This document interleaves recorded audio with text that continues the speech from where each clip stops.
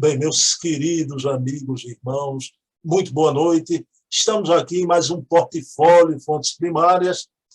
Esse mês de dezembro avisamos, explicamos, mas sempre tem gente nova que vem assistir o nosso programa. Então, o Adair Ribeiro tirou férias familiares, está viajando, embora ele cumpriu a promessa, meu querido Adair.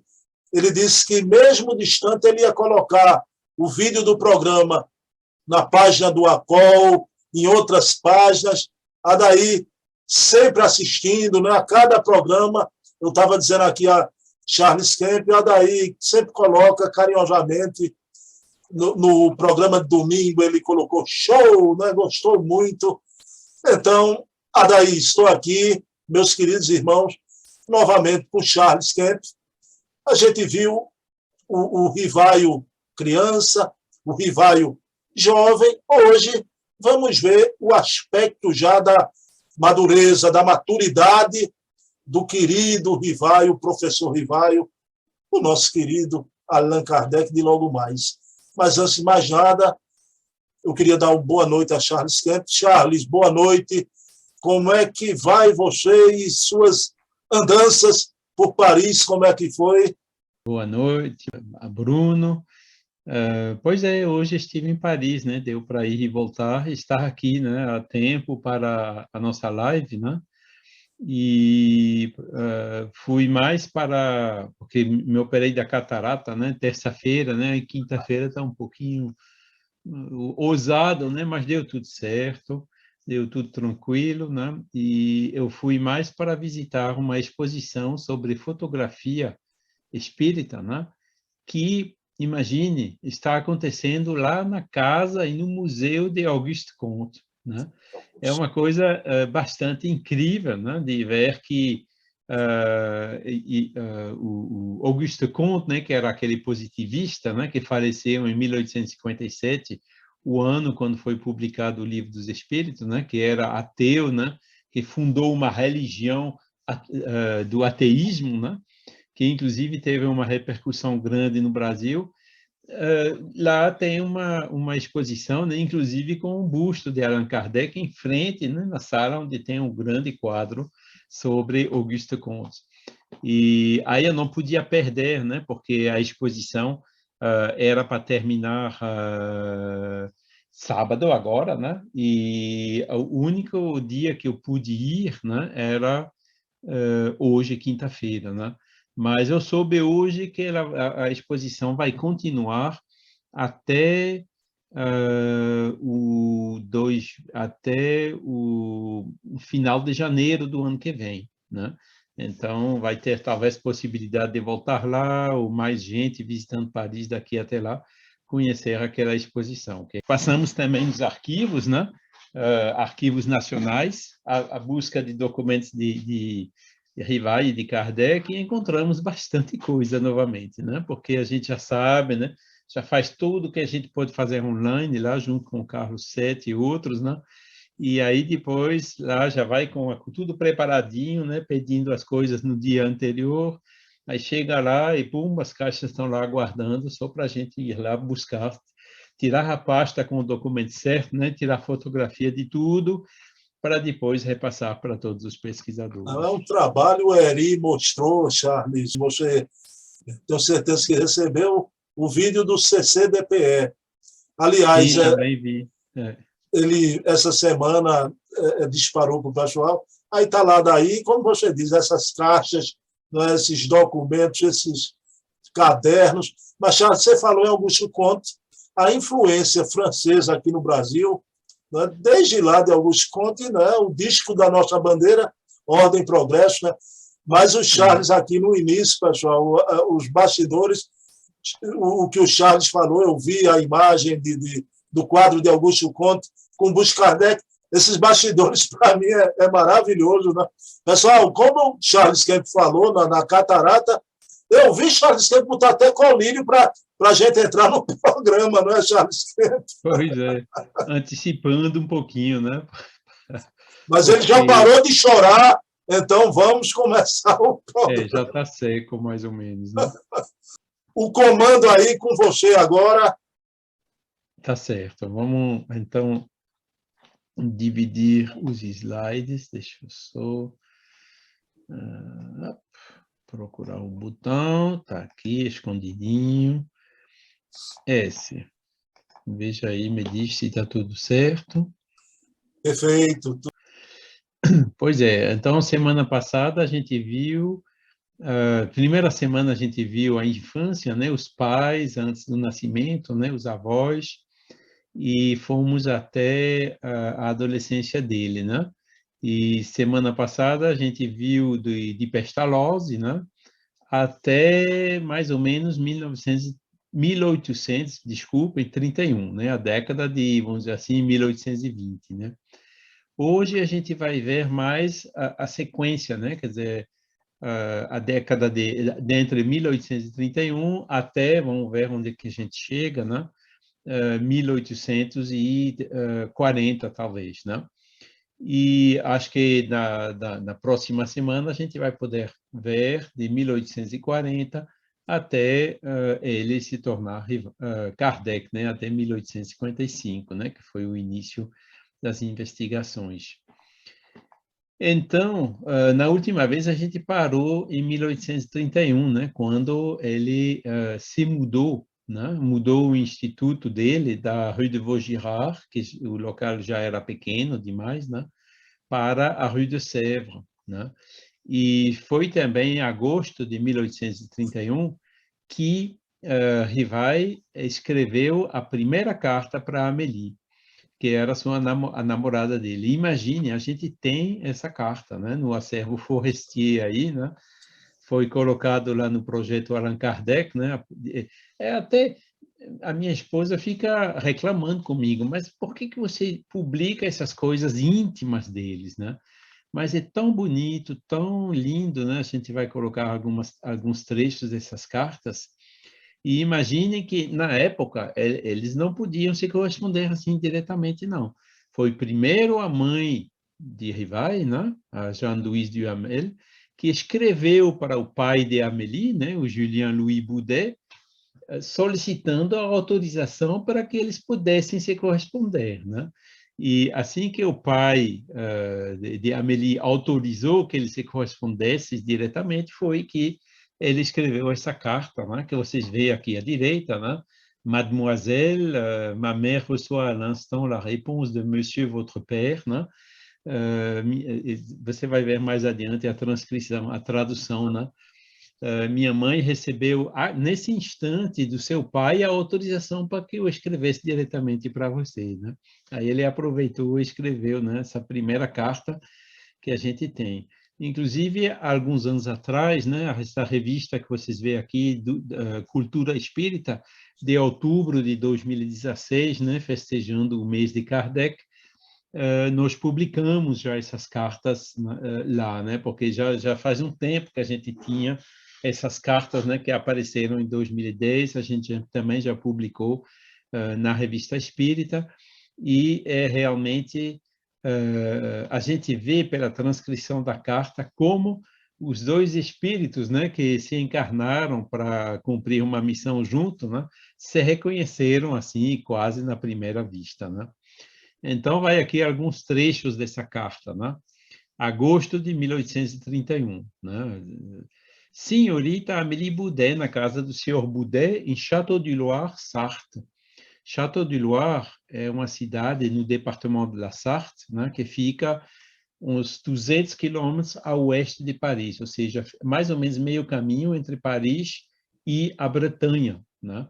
E é uma área bem assim rural, uma cidade pequena, né, onde o senhor Boudet, né, o pai de Amélie, a família dela, né, tinha uma casa de campo, né, uma espécie de uma fazenda grande, onde tinha galinhas, tinha plantações, e a Amélie ia veranear lá, né, no verão, né, ele ia lá. Então, o Hippolyte escreveu para ela lá.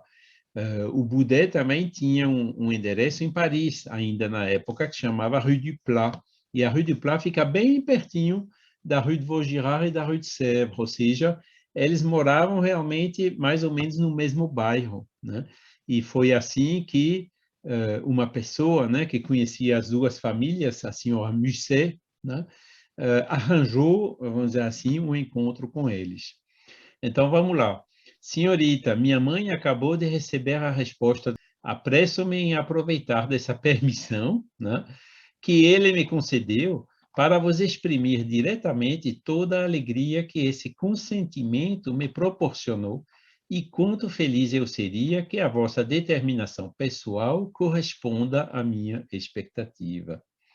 Confesso-vos que ouso um pouco acreditar nisso, através da carta do senhor vosso pai, né, que essa, infelizmente, a gente não tem, e também pelo que me foi relatado pelas senhoras Musset e Boisset.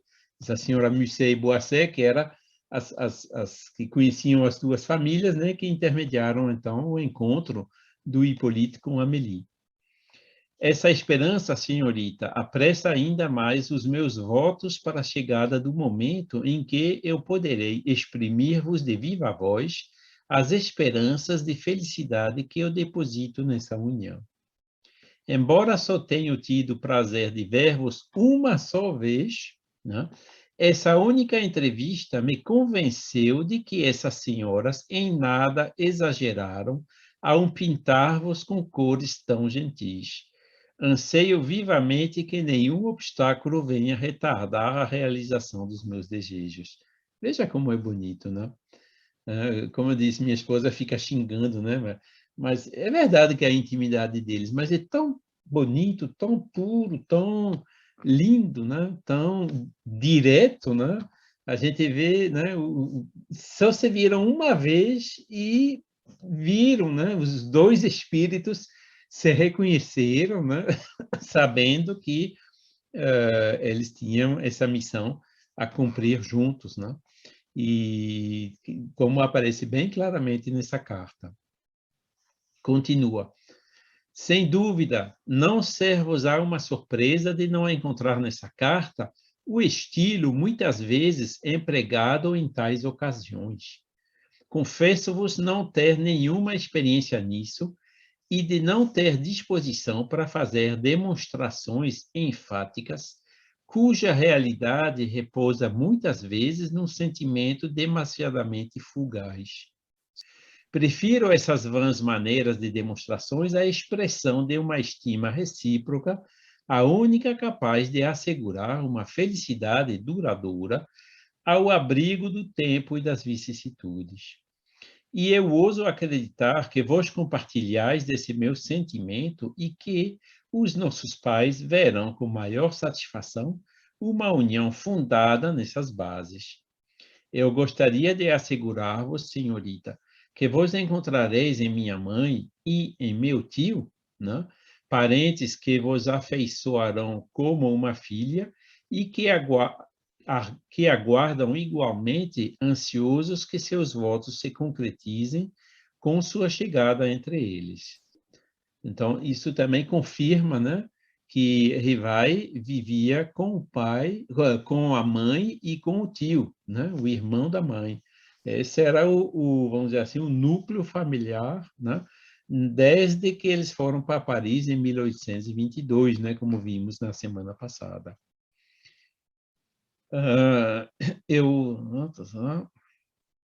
Senhora Musset me convida a anexar esta carta, dados referentes ao meu nome, idade, etc., para que seu pai possa ter acesso às informações necessárias para as formalidades que ele será levado a preencher em sua região, né? Porque na época, quando casavam, né, tinha que ter um anúncio na cidade natal, a cidade onde morava a namorada e o namorado, né, público assim, e cada um podia vir e dizer, não, esse aqui já estava casado, já está escondido, está foragido, está isso, está aquilo, né? Era o procedimento daquela época, né? Para preparar o casamento. Veja que isso foi em agosto, né? O casamento foi feito em fevereiro de 1832. E aí vem o nome, né? E aqui está grafado exatamente como ele mesmo grafou na carta, né? Isso é uma das fontes que faz que você vê no cabeçalho do slide, eu coloco Hippolyte Léon Denisard Rivail, exatamente da maneira que ele grafou na carta, né? Hippolyte desse jeito, né? Porque muitas vezes a gente vê com HI, 2P ou LYT. É uma grafia possível também desse nome, mas a grafia que ele mesmo usou era essa, que inclusive estava condizente, coerente com a grafia da certidão de nascimento, né? Nascido em Lyon, 3 de outubro de 1804, filho de Jean-Baptiste Antoine Rivail, advogado, e de Jean-Louis, bom, aqui tem os erros, com 2 N's, né? Louis Duhamel. Pedir-vos-ia, a senhorita, de ser a intérprete junto a vossa mãe e a vosso pai dos sentimentos de mais elevada consideração de minha mãe, do meu tio e de mim mesmo, expressando-lhes o quanto essa resposta foi motivo de alegria para todos nós. Aceitai-vos, senhorita, as homenagens mais cordiais desse que tem a honra em estar em total devoção. Vosso mais humilde e obediente servidor, HLD Rivail, diretor de instituição de ensino, Paris, dia 13 de agosto de 1831.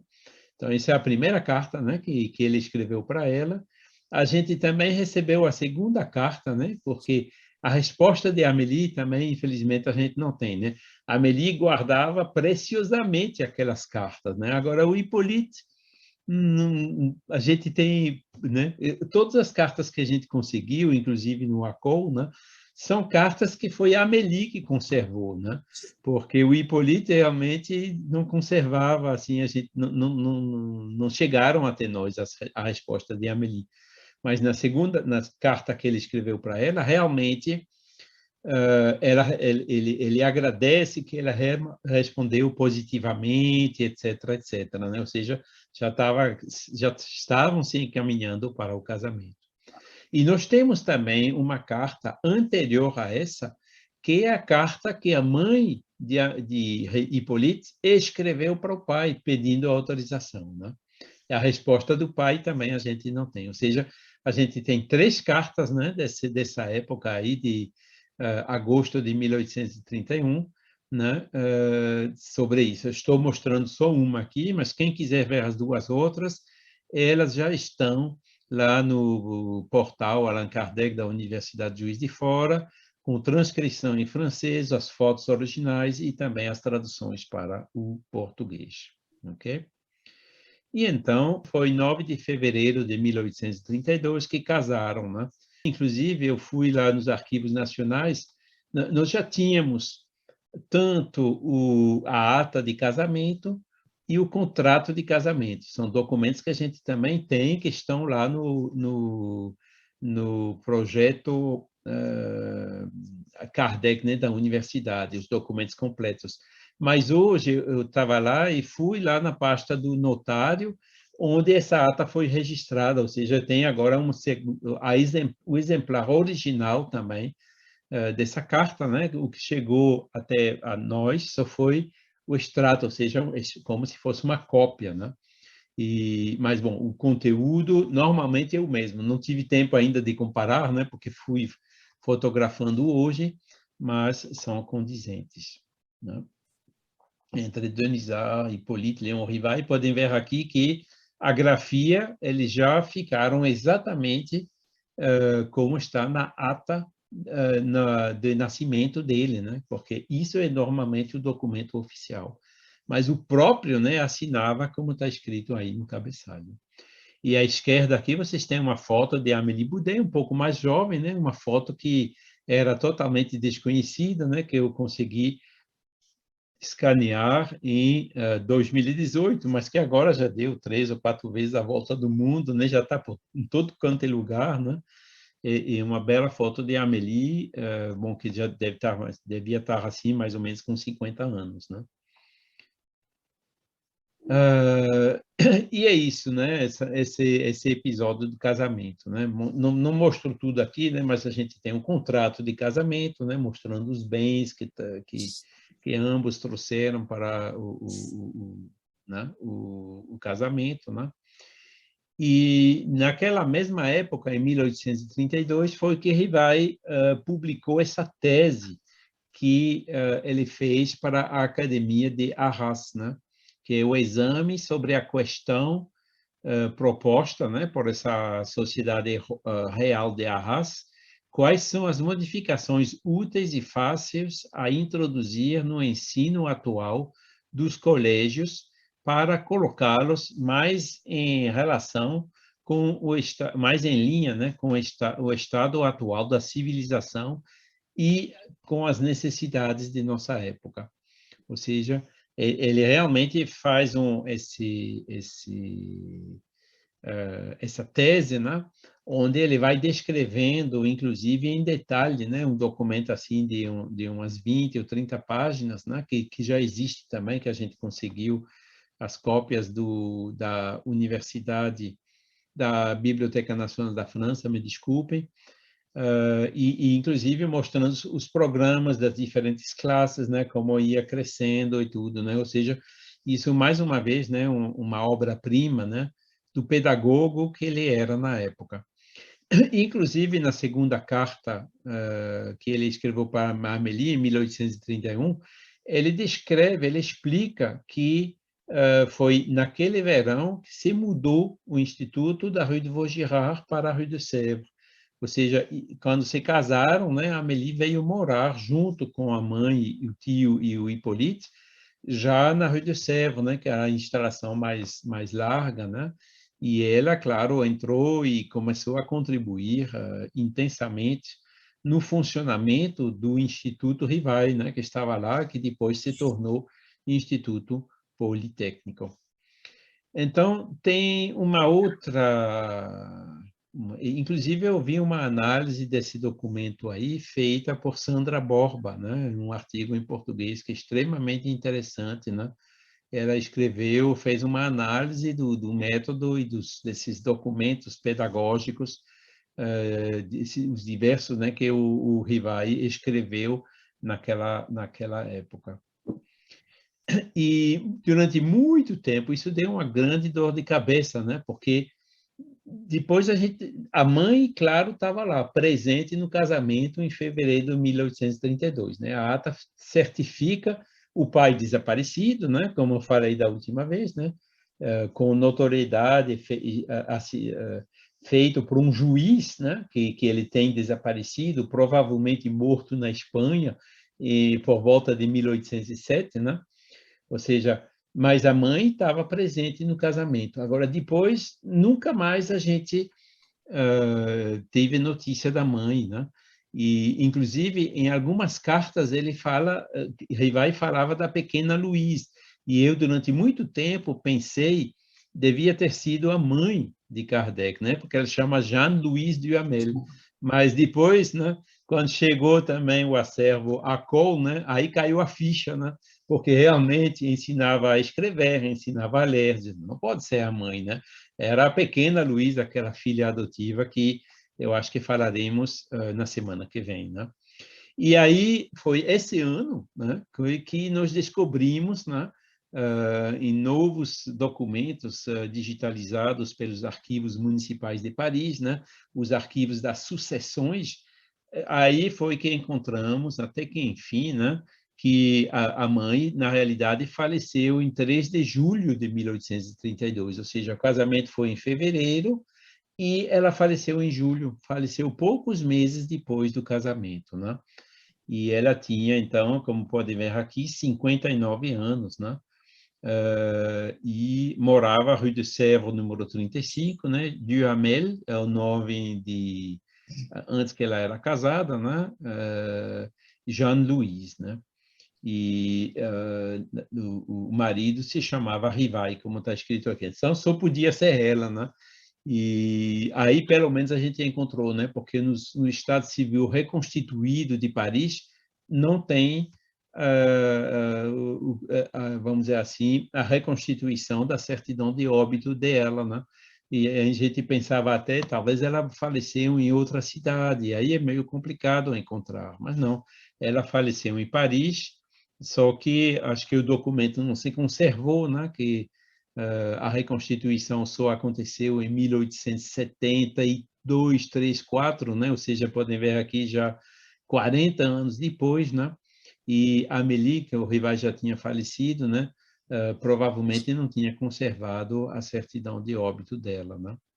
Mas aqui a gente encontrou nesse documento também, que é uma fonte primária, e o Carlos Sete, né? Eu mandei à noite, né? Quando descobri isso para ele, né? E o dia seguinte, pela manhã, eu já vi a resposta dele dizendo, pronto, eu encontrei o sepultamento dela, né? Que pode ver aqui o documento abaixo, né? Duhamel Veuve Rivai, Jean-Louis, né? 59 anos, que foi enterrado no cemitério Montparnasse, né? Não é Montmartre, é Montparnasse. E o cemitério Montparnasse era aquele próximo lá da Rue de Sèvres, onde ela morava, né? Cemitério que, inclusive, hoje não existe mais, né? Ou seja, aquele bairro foi completamente remanejado. Então, isso foi mais vamos dizer assim, um enigma, né? Que, graças a esse trabalho colaborativo, foi resolvido. Continuando também nesses anos, sequencialmente, 1833, nós encontramos também no acervo Forestier esse documento, né, que prova que ele foi isento do serviço militar, porque nós temos alguns pesquisadores católicos aqui que na França que são fanáticos, né? Eles procuram sujar o nome de Rivai. E eles dizem, não, os espíritas estão mentindo, ele não pode ter sido chefe de instituição, ele não pode ter casado em 1832, apesar dos documentos que a gente mostra a eles, né?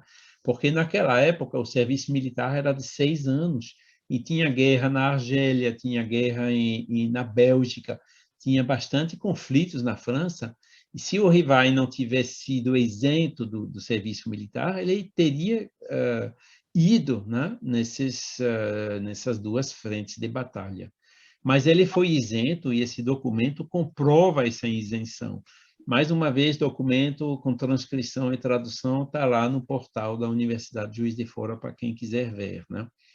E claramente, né, está escrito lá que ele ficou na sua casa. Se ele serviu durante só alguns meses, né? Ou seja, em vez de 6 anos, só alguns meses.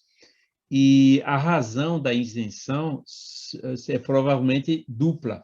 Primeiro, porque ele era o único sustento da família, né? Que era órfão do pai já, né? Sustentando a família, que era a mãe e o tio. E a segunda razão, o segundo motivo, é que naquela época faltava professores, né, chefes de instituições em Paris. E esses dois motivos provavelmente fizeram que ele fosse isento desse serviço militar de 6 anos. Não tinha fotografia na época, mas podem ver aqui à direita, né? 1,69 m, cabelo e sobrancelha castanha, onde castanha, testa alta, nariz reto. Era a maneira de, em vez de fotografia, eles descreviam de acordo com um certo padrão, né? E aí a gente tem, então, alguns traços fisiológicos, né? De Kardec. E então ele tinha sido incorporado no 61º Regimento de Infantaria de Linha, em 1 de 4 de 1831, foi lá na cidade de Rouen, né? Talvez, como eu disse, ele serviu 3 ou 4 meses lá, mas depois ele ficou em sua casa, né? E foi por isso que ele conseguiu casar já, né? E que ele conseguiu também fazer o trabalho, né? Desenvolver um instituto que tinha acabado de ser mudado na Rue de Sèvres. Ok?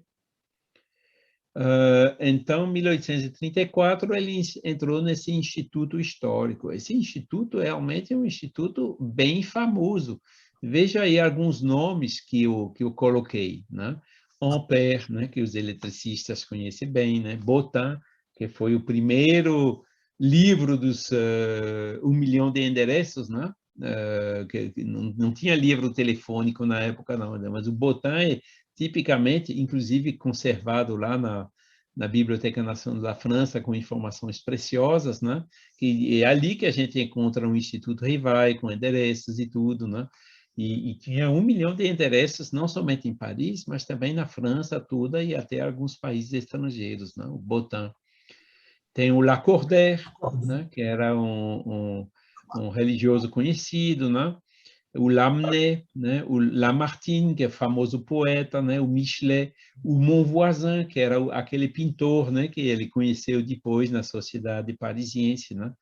Ou seja, ele, então, com essas sociedades sábias, em particular essa, conheceu pessoalmente, enquanto vivo, o Lacordaire e o Lamennais, né? Porque ambos se comunicaram depois na Société, né? Perfeito, perfeito. Né? E o Rivai comenta, o Kardec já, né, comenta que a gente consegue identificar tanto melhor o espírito aí que se comunica, né, com provas de identidade, quando a gente os conheceu enquanto vivos. E aí mostra que realmente foi o caso, certo? Nesse famoso Instituto Histórico. Então, esse diploma, mesma coisa, né, a Servo Forestier está lá na Universidade de Juiz de Fora. 1834, eu já tinha mostrado esse slide na minha primeira live, né? Nesse mesmo ano, ou seja, 2 anos depois do falecimento da mãe e 2 anos depois do casamento, faleceu o pai, né?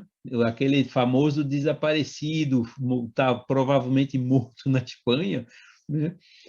Faleceu, então, em 1834, pobre, em Périgueux, com 75 anos, né?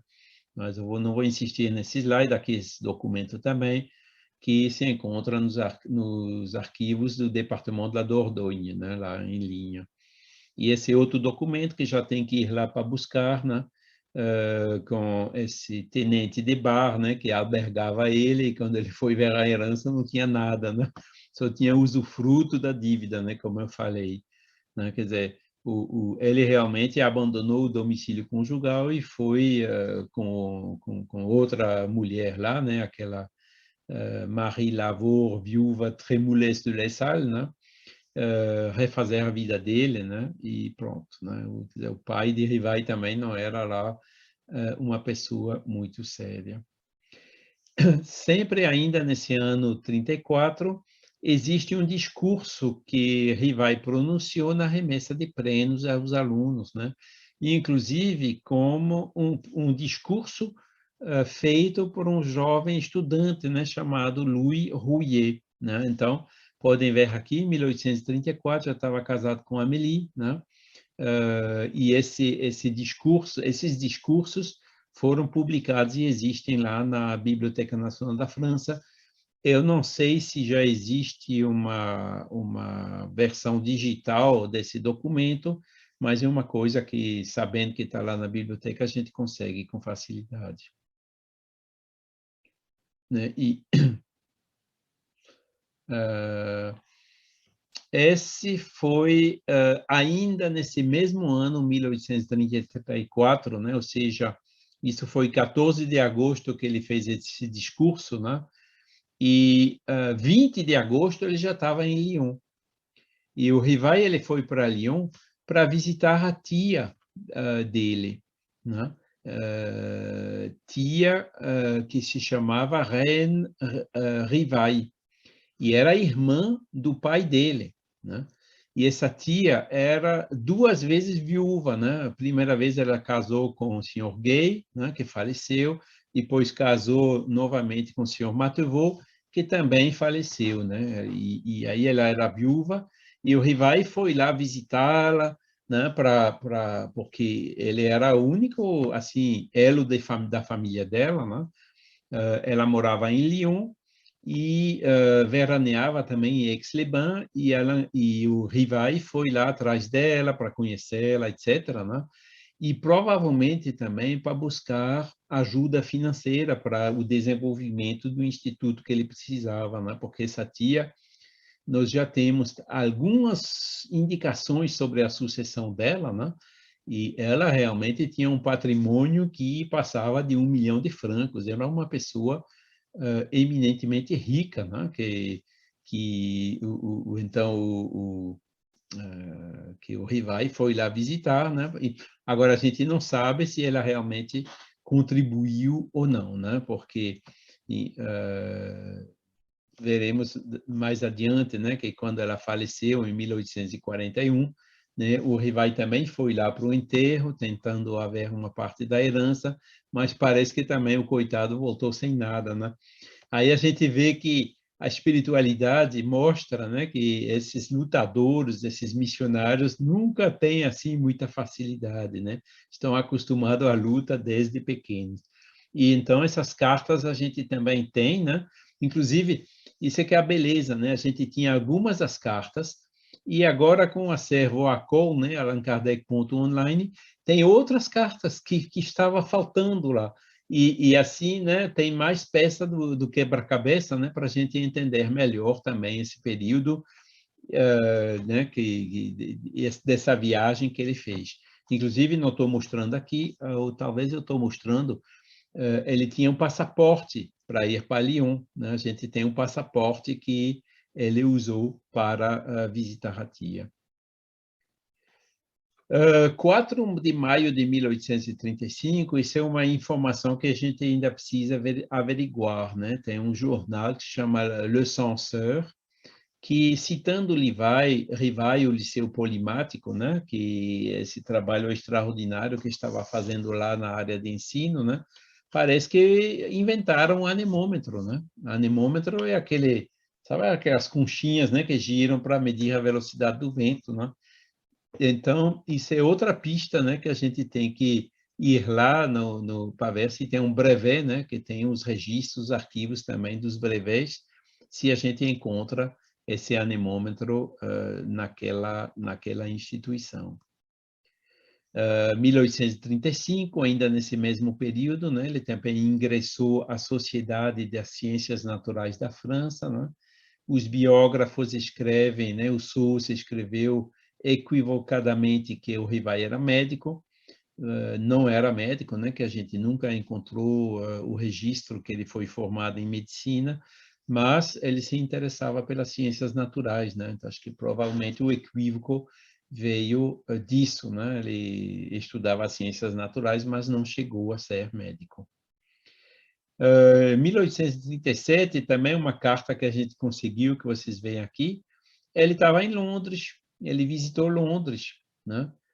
Porque na época pegava para ir de Paris a Londres, pegava um barco em Paris, né?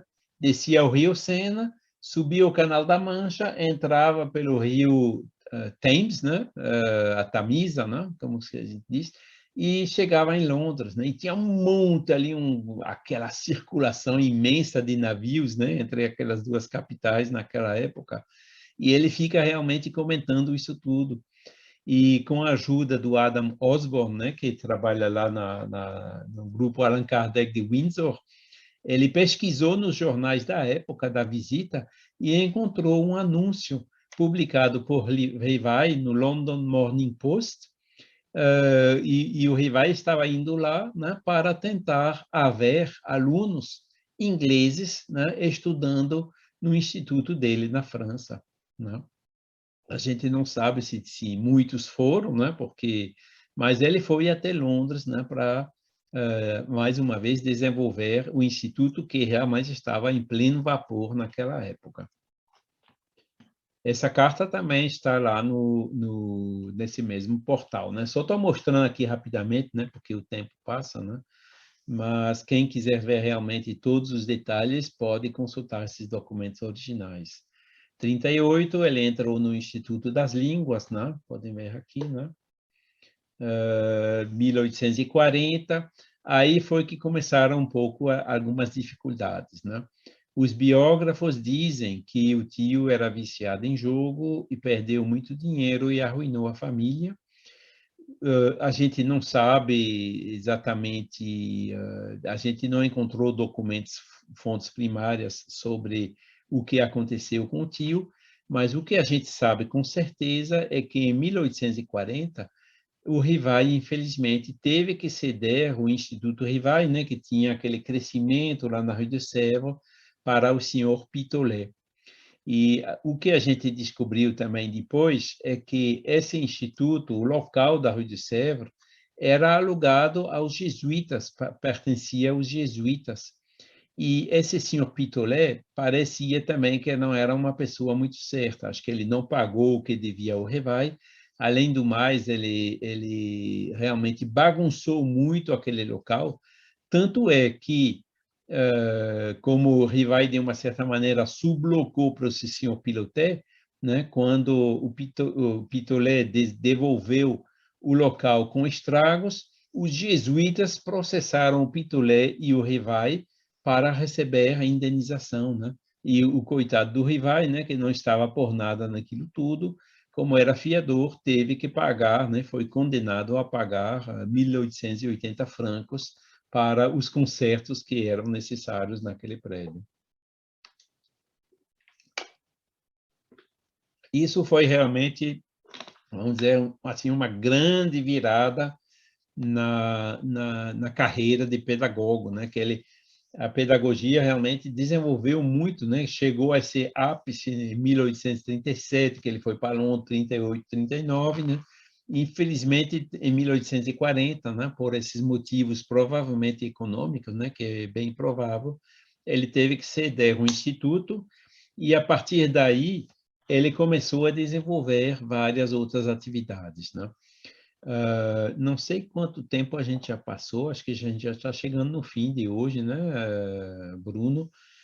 Porque ele, por exemplo, montou uma firma com o Maurice Lachatre, né? Um banco de troca, ele trabalhou numa companhia de seguros, etc., né? Ou seja, ele teve que desenvolver outras atividades, né, para continuar a sobreviver, né? E essa parte nós vamos descrever na semana que vem. Semana que vem também falaremos da pequena Luiz, né, que a gente já tocou um pouquinho, né?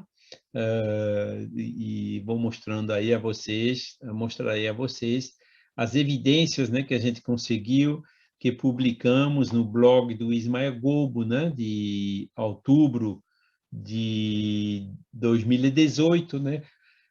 O aniversário do nascimento, 4 de outubro, né, que publicamos aquele primeiro artigo, né?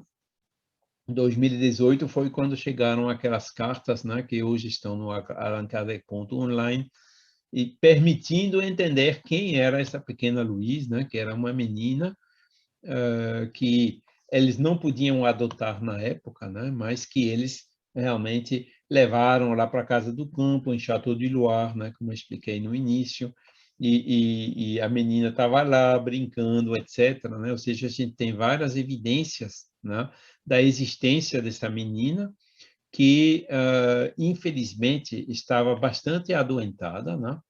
E faleceu em novembro de 1845. E aqui também você vê aqui à esquerda a carta, né, com esses sinais aqui, onde Rivai dava conselhos para Amélie ensinar já a aritmética para a menina, né?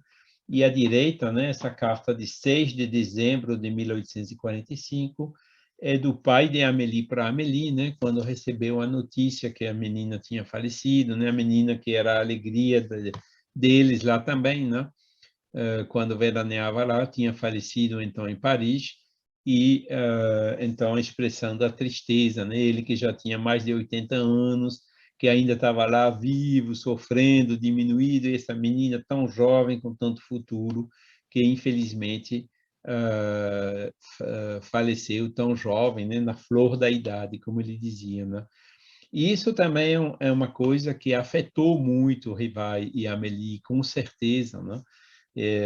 Por isso que ele estava tão ansioso para procurar entender por quê, né? 3 irmãos jovens dele que faleceram, e depois uma filha, mesmo que não era natural, que era adotiva, que também faleceu jovem, né? E ele realmente estava buscando ansiosamente respostas para poder entender por que isso acontecia, né? E respostas que ele encontrou depois, né? Pouco 10 anos depois, quando codificou a doutrina espírita. Eu vou parar por aqui, né? Posso talvez falar um pouquinho mais da Luiz na próxima vez, e veremos então lá aquela década de 1840 até 1855. Meu amigo, duas questões só, Charles, duas perguntas para você. Mas antes delas, eu queria falar na Sandra Borba, que você citou, que ela fez referência a um documento. A Sandra, Charles, eu não sei se no seu período aqui em Pernambuco, ela começou a atividade espírita dela também na Federação Espírita Pernambucana. É. Aí depois foi para Natal, Rio Grande do Norte, se tornou presidente lá da Federação Espírita do Rio Grande do Norte. Né? Mas é do seu período aqui em Pernambuco, não? Mas eu não tinha conhecido em Pernambuco, eu só a conheci Já em lá Natal, já no Rio Grande do no Rio Norte. Grande do Norte. Meu amigo, a questão que eu fiquei aqui emocionado com a carta, mas eu achei graça que o lado feminino, não é? Na França, em qualquer lugar. Charles, quando você colocou, disponibilizou essa carta do namorado Rivaio para a namorada Amélie, eu publiquei no blog. Eu parei com o meu blog, porque agora se tornou um canal de YouTube, não tenho tempo para manter os dois. Mas na época eu usava muito o blog e confesso a você, para você não ficar sozinho nisso, né, que a minha esposa, Ceissa, não é a esposa de Charles Kemp, né? Charles Kemp é quem fica aí com a responsabilidade de divulgar, mas a minha esposa e a minha filha mais velha, de 21 anos, também as duas disseram, né? Mas Painho e Ceissa Bruno, deveria isso ser publicado mesmo, para você ver como é em qualquer lugar, as mulheres não gostam dessa divulgação, né? Minha mulher é pernambucana, né? Não sei se a Ceissa Ah, aham. também é, né? Mas talvez seja uma sensibilidade um pouco desenvolvida lá em Pernambuco, né? Agora, o raciocínio foi muito claro, né? Essas cartas chegaram aqui nas nossas mãos, não é para ficar debaixo do arqueiro, né? Escondente, porque são tão bonitas, né? Aí a Lindas, gente lindas. decidiu publicar, né? Porque se não era para publicar, essas cartas não teriam chegado até nós, né? Pois é, a inocência, o recato, não é? É uma coisa extraordinária. Você vê o homem Rivaio ali, não é? Na sua beleza, no seu amor, no seu romantismo. Né? Mas, Charles, mas eu queria lhe perguntar uma coisa. Não é? A questão do pai também foi uma questão, vou usar a expressão que você já ouviu aqui em Pernambuco, Charles. A questão do pai de Rivaio é uma questão danada, né? A gente sabe É, aquela história toda do abandono da família, né? pois é. E no início, né, como a gente viu, né, julgamento de juízes, depois encontramos um segundo, um terceiro, né, de notoriedade e tudo mais, a gente pensou, pronto. E vamos dizer assim, a história foi, assim, a camuflagem bem feita, né, porque realmente naquela época, né, tinha a Guerra de Portugal, que ele era militar, né, serviu no exército de Napoleão dos Alpes, né, e fazia sentido, né? Essa guerra da Espanha, que era mais uma guerrilha, né? Com atentados e muitos que foram mortos sem dar notícias realmente, né? Era uma característica daquela guerra, né? Só que, como diz também lá em Pernambuco, a mentira tem perna curta, né? Você vê que 200 anos depois, né? A gente vai lá encontrando aqueles documentos, né? Meu amigo, mas a pergunta que eu quero lhe fazer, eu vi até no CSA de Espiritismo uma discussão no bom sentido, troca de ideias. Nesse sentido, eu sou de acordo que deve publicar tudo. Né? Se Rivaio, alguém enviou de uma viagem uma caixa de charuto para Rivaio, isso tem que ser divulgado, né, Charles? Pois é, pois é.